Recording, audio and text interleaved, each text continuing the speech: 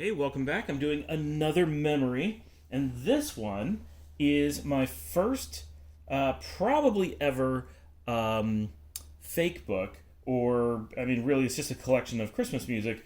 But this, and originally this was in perfect binding, but then because I was using it all the time, you can see this was cut off and put into a three-ring binder. This is, pretty basic piano music.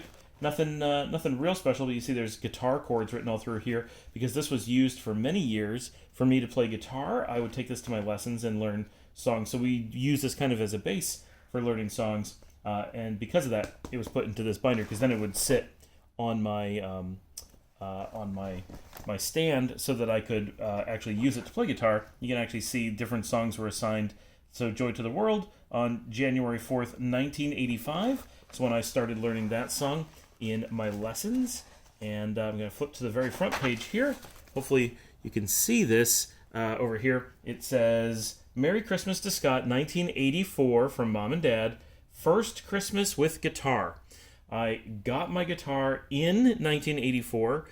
It would have been very early in the year because I was 7 when I started playing guitar.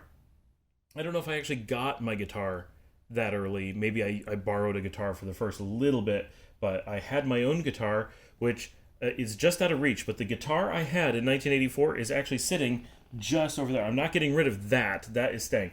But I still have my original guitar from that time. But this is probably the first music that I really got. So it was a big thing for me in 1984 because I was really into learning about music and learning guitar, and that was the big thing I had going on that year. And so this was very special, and I used this for at least a decade.